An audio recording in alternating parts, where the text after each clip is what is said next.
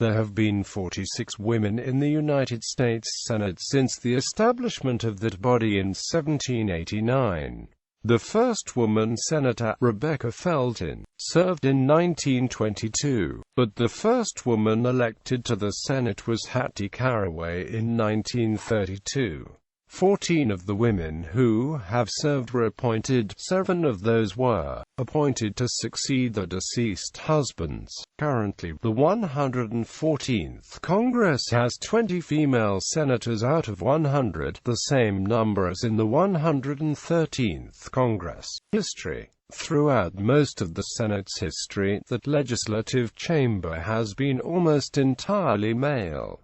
Until 1920, few women ran for the Senate. Until the 1990s, very few were elected. This paucity of women was due to many factors, including the lack of women's suffrage in many states until ratification of the 19th Amendment to the United States Constitution, women's limited access to higher education until the mid-1900s, public perceptions of gender roles, and barriers to women's advancement such as sex discrimination, which still plays a factor in the limited numbers today. The first woman in the Senate was Rebecca Latimer Felton, who served for only one day in 1922.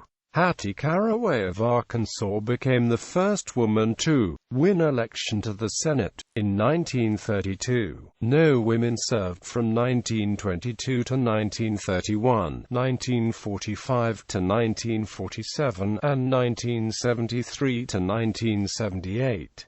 Since 1978, there has always been at least one woman in the Senate. There were still few women in the Senate near the end of the 20th century, long after women began to make up a significant portion of the membership of the House. In fact, the first time there were 3 women in the Senate simultaneously was in 1992, when Jocelyn Burdick of North Dakota joined Nancy Kassebaum of Kansas and Barbara Mikulski of Maryland. The number increased to 4 in November, when Dianne Feinstein won a special election in California. This trend began to change in the wake of the Clarence Thomas Supreme Court nomination hearings, and the subsequent election of the 103rd Congress in 1992, which was dubbed the Year of the Woman. Quote, in addition to Mikulski, who was re-elected that year, 4 women were elected to the Senate, all Democrats. They were Patty Murray of Washington, Carol Moseley Brown of Illinois, and Dianne Feinstein and Barbara Boxer, both of California. In June 1993, Kay Bailey Hutchison won a special election in Texas, and joined Kassebaum as a fellow female Republican senator. These additions significantly diminished the popular perception of the Senate as an exclusive boys' club. Since then, many more women in both the Democratic and Republican parties have campaigned for the Senate, and several have been elected. Of the 31 women who have ever been elected, 20 are currently serving in the 114th Congress. Cumulatively, 29 female senators have been Democrats, while 17 have been Republicans. Of the 20 female senators now serving, 14 are Democrats and 6 are Republicans. Women senators for the 114th Congress. In January 2013, the number of serving women senators increased to 16 Democrats and 4 Republicans. Republican Senators Kay Bailey Hutchison and Olympia Snowe did not seek re-election in 2012, while 5 new women senators were elected. Republican Deb Fischer and Democrats Tammy Baldwin, Heidi Heitkamp, Mazie Hirono, and Elizabeth Warren. In the 2014 election, the total number of women in the Senate remained at 20, but the partisan makeup changed, as Democratic Senators Kay Hagan and Mary Landrieu were defeated for re-election, while Republicans Shelley Moore Capito and Joni Ernst were. newly elected. For 3 states, California, Washington, and New Hampshire, both senators are women. California's 2 senators were the first 2 women to be elected to the U.S. Senate in the same election from the same state. 10 female senators had previously served in the U.S. House of Representatives, a distinction long held by only Margaret Chase Smith, Sens, Mikulski, Boxer, Snow, Lincoln, Stabenow, Cantwell, Gillibrand, Baldwin, Hirono and Morcapito. Election, selection and family. Before 2001, numerically speaking, the most common way for a woman to ascend to the U.S. Senate was to have been appointed there following the death or resignation of a husband or father who previously held the seat. An example is Muriel Humphrey, the widow of former Senator and Vice President Hubert Humphrey. She was appointed to fill his seat until a special election was held. However, with the election of 3 women in 2000, the balance shifted. More women have now entered service as a senator by winning the seats outright than by being appointed to the body. Recent examples of selection include Jean Carnahan and Lisa Murkowski. In 2000, Jean Carnahan was appointed to fill the Senate seat won by her recently deceased husband, Mel Carnahan. Carnahan, even though dead, defeated the incumbent Senator John Ashcroft. Carnahan's widow was named to fill his seat by Missouri Governor Roger Wilson until a special election was held. However, she lost the subsequent 2002 election to fill out the rest of the 6-year term. In 2002, Lisa Murkowski was appointed by her father, Alaska Governor Frank Murkowski, who had resigned from the Senate to become governor, to serve the remaining 2 years of his term.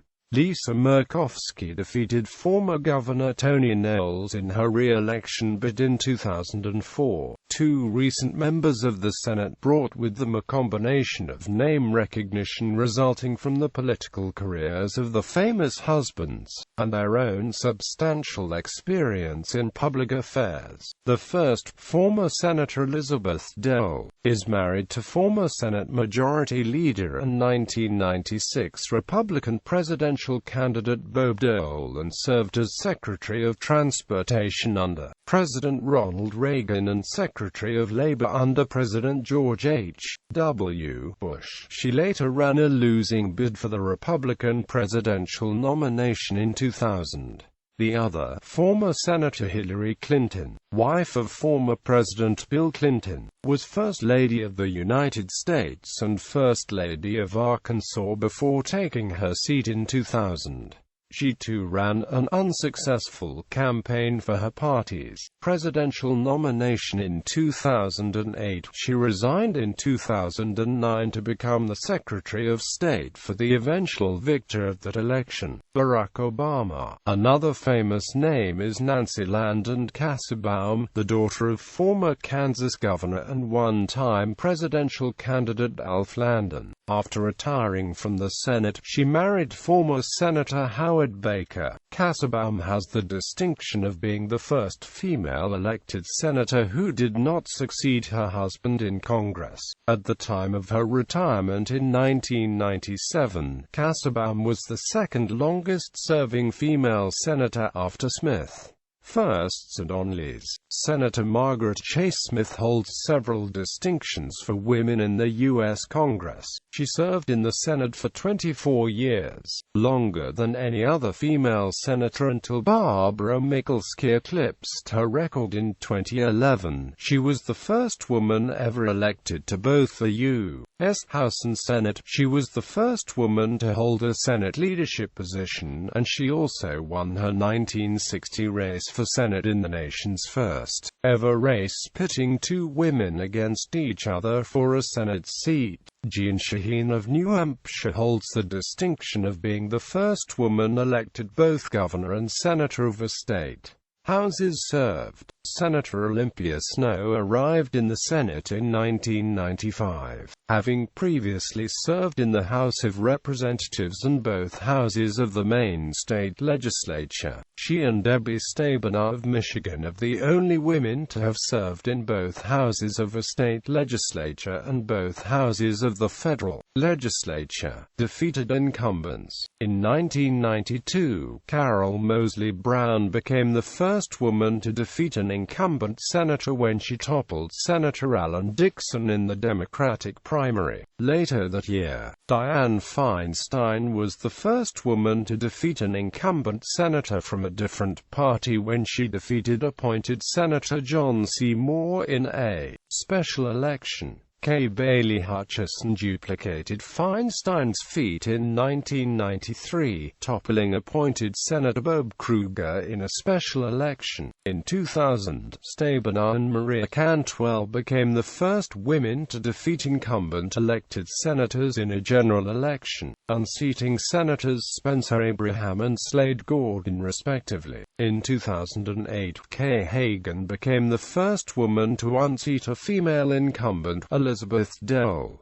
Senators from the same state. The first time two female senators from the same state served concurrently was Dianne Feinstein and Barbara Boxer, both elected in 1992, with Feinstein taking office that same year and Boxer taking office in 1993.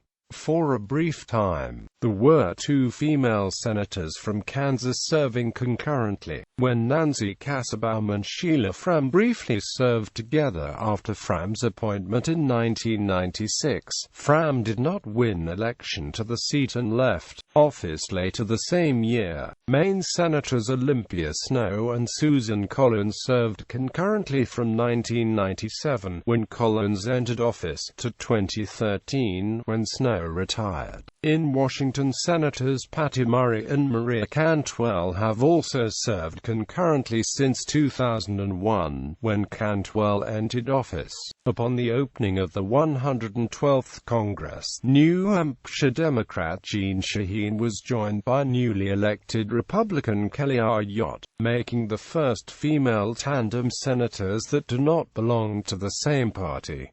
List of states represented by women. 27 states have been represented by female senators. In 2009, North Carolina became the first state to have been represented by female senators of both parties, and the first to have a female senator succeeded by a female senator from the other party. In 2011, New Hampshire became the second state to be represented by female senators from both parties, and the first to have female senators of both parties serving concurrently. List of female senators. Graphs.